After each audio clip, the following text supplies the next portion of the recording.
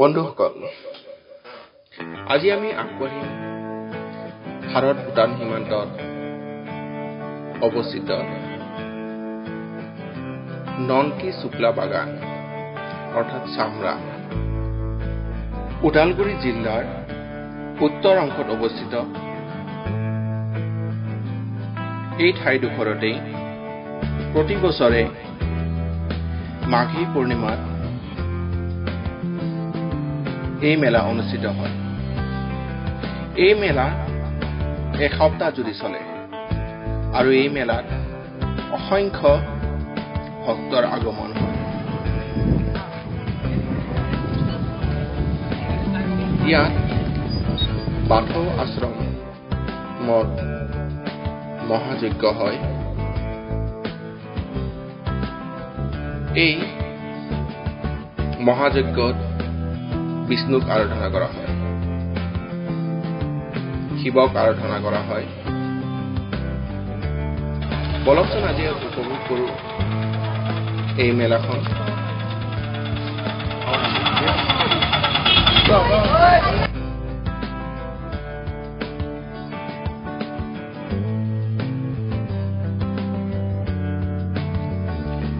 এই মেলাখনৰ বৈশিষ্ট্যই হৈছে এই যে এই মেলাখন এনেকুৱা এখন ঠাইত হয় য'ত জনবসতি শূন্য। খুব দূৰ দূৰণিত এঘৰ দুঘৰ আপুনি দেখা পাব পাৰে, কিন্তু ইয়াত কোনো ধৰণৰ জনবসতি নহয়। আমি যি ঠাইৰে পাৰ হৈ গৈছো এইটো শুক্লাই নদী বুলি জনাজাত। এই নদীৰ পাৰতেই মেলা বহে আৰু পাহাৰৰ ওপৰত পূজা আৰাধনা কৰা হয়। যি মহাযজ্ঞ হয় সেয়া পাহাৰৰ ওপৰত উঠি যাব লাগিব, আৰু যি পাহাৰৰ ৰাস্তাৰে উঠি সেয়া কোনো নিৰ্মিত ৰাস্তা নহয়। পাহাৰৰ মাজে মাজে আমি খুব কষ্টৰে আগুৱাই যাব লাগিব।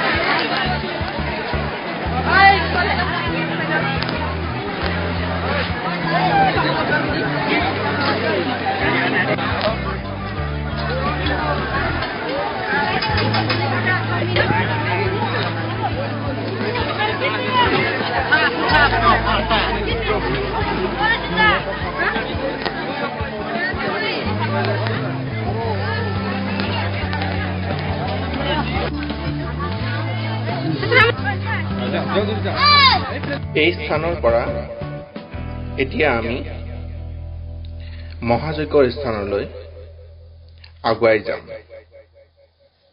বলকচোন উপভোগ কৰো ৰাস্তাবোৰ কেনেকুৱা।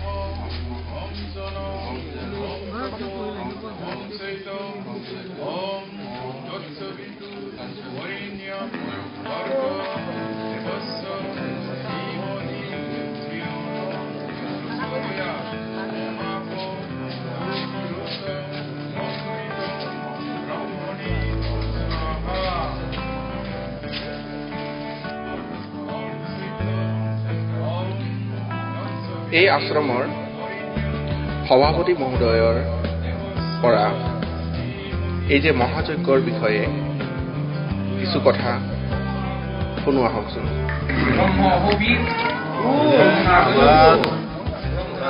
গুৰুদেৱৰ গুৰু পৰমহংস শিৱদাস স্বামী এই পৰমহংস শিৱদাস স্বামীয়ে যেতিয়া 5 বছৰ হয় 5 বছৰ পৰাই ভগৱানক কেনেকৈ ধ্যান ধাৰণ কৰিব লাগে সম্পূৰ্ণ জ্ঞান ভগৱানে তাক সেইটোক লৈ কেনে আপোনাৰ প্ৰত্যেক বছৰে মাঘে পূৰ্ণিমাত হয় আৰু এসপ্তাহ জুৰি হয় মহামেলাৰ কাৰণে পালন কৰা আৰু আমাৰ প্ৰমোদৰ যিমানখিনি আঞ্চলিক প্ৰাইমেৰী আছে সব জাগাতে এই মাঘী পূৰ্ণিমাটো পালন কৰা হয়। পৰমশ্ৰী চিদনাথ স্বামীয়ে জীৱনী মানে আলোচনা কৰা হয় এসপ্তাহ জুৰি চলে আৰু ইয়াত এসপ্তাহ কিন্তু আমাৰ আঞ্চলিক নাইবা প্ৰাইমেৰী এইদিনা কাৰ্যসূচী লয় আৰু সেইটোৱে ঠিকে আছে দিয়ক বাৰু